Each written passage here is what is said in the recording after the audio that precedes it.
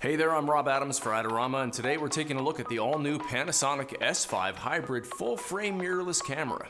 There is so much to talk about with this camera. First of all, on the outside, it may look like the little brother to the full-frame Panasonic S1 or S1R, but the truth is, it's actually more like the little brother to the cinema-centric Panasonic S1H. Weighing in at just under 1.4 pounds, it looks as if Panasonic has aimed to make a compact and lighter addition to its full-frame line of cameras for entry-level videographers and photographers, but I have to be honest, as a professional videographer, I can actually see the S5 becoming a part of my permanent kit, and you'll see why in a moment. I've had 3 days to film with the S5 and an all-new kit lens being offered in the package, the Panasonic LUMIX 20-60mm 3.5/5.6 variable zoom lens. Now I know technically this isn't really a pro lens, but I gotta be honest, I was sort of impressed. Before the introduction of the S1 line, I was all in on the LUMIX GH series, and the very first thing you'll notice about the S5 is that Panasonic has built this camera to actually be slightly smaller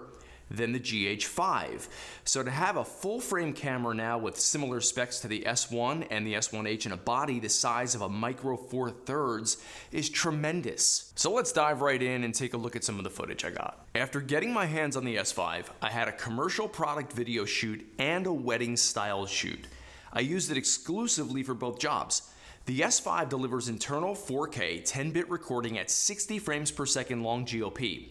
The only downside is just like the S1, there is an APS-C sensor crop at 4K 60, and you do get 10-bit long GOP 4K 60, but with 420 color. But if you switch over to 4K 30 or 4K 24, you do get the 10-bit internal long GOP recording with 422 color processing. If you really need that 4K 60 10-bit 422, you can always go out of the micro HDMI port on the camera into an external recorder and get the highest quality that way. Now I opted to shoot in 4K 30 10-bit for my commercial shoot and 4K 10-bit 60 for my wedding styled shoot. For both, I filmed in vlog. More on that in a moment. Using the kit lens 20-60mm for my wider shots, along with a Lumix Pro S16-35 f4 and a Lumix Pro S70-200 2.8 lens, I was able to capture fantastic images internally. I shot in vlog again, which is giving me up to 14 stops of dynamic range, and you can really see it here as the product shoot required us to film next to a window. I mean, just look at all that detail retention. Using the Vlog View Assist on the S5 screen, I was thinking that we're probably going to lose a lot of that detail on the outdoors, but when I checked it on the computer, all of the highlights were preserved and the level of detail was really impressive. The S5 uses a dual native ISO system, so shooting in Vlog, native ISO is 640 and 4000. Both of them. In any of the normal shooting modes, it's 100 and 640. Now, during the wedding style shoot, we were battling harsh sun and high contrast conditions, but the S5 delivered really good performance, and man, that Panasonic Vlog gamut really does give you that coveted Vericam look. I mean, for me to have that capability in such a small body is unprecedented. So I've always been a huge proponent of the S1 line's ISO capabilities. I shoot in dark wedding conditions all the time with my S1 and routinely crank the ISO to like 8,000 with very little noise. The S5 can go all the way up to 51,200 like its bigger brothers, but it's expandable to 204,800 if you really want to get crazy. There are tons of other recording modes on the S5. You've got 1080p recording up to 180 frames per second using the slow and quick shooting modes, which on the S5 is now easily accessible on the mode dial. Slow and quick will also give you in-camera 4K over and under crank recording from 60p all the way down to 1 frame per second if you want a hyperlapse. Hybrid log gamma recording is available in 4K 60p.mov mode. Lastly, you can shoot anamorphic video in APS-C at 60 or 24p. So the video specs on the S5 really keep pace with the S1H, minus of course the ability to shoot in 6K or 4K 10-bit 422 internal. Still, these are really robust cinema options for a small camera.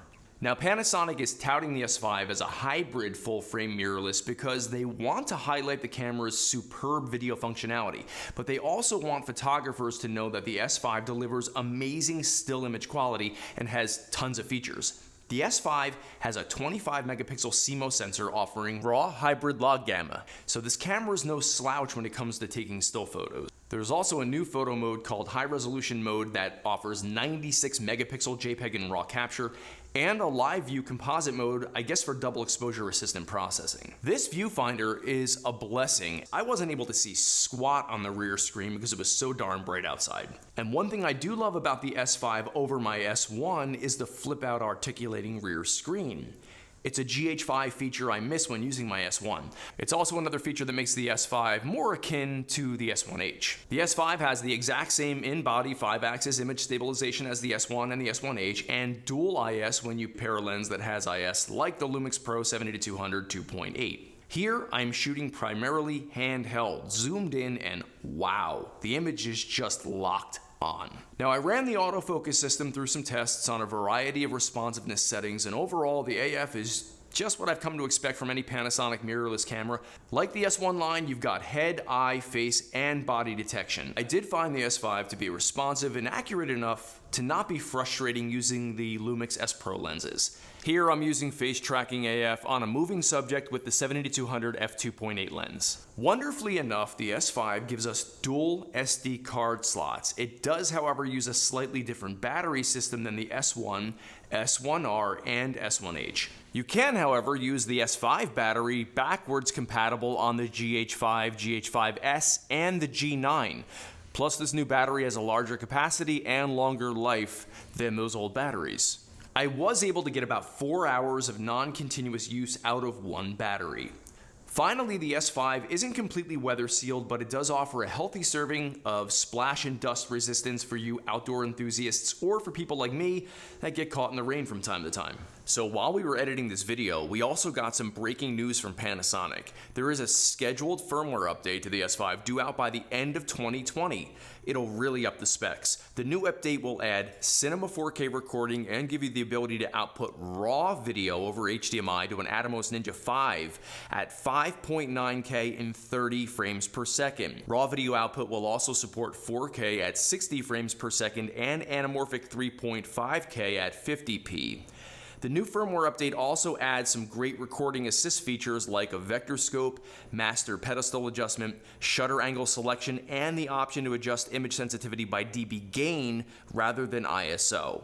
2 new photo styles are also scheduled to be added, L Monochrome S and L Classic Neo. So these new additions will really bring the S5 some great new video features, again making it more comparable to the S1H. You gotta give it to Panasonic. They've got a great line of full-frame mirrorless cameras and they just keep adding to it. So whether you're an amateur, semi-professional, or professional videographer or photographer, the S5 is a great little camera. I still can't get over how small this thing is. Go ahead and get your hands on it and be impressed like I was. Like, share, and subscribe. I'm Rob Adams for Adorama. Until next time.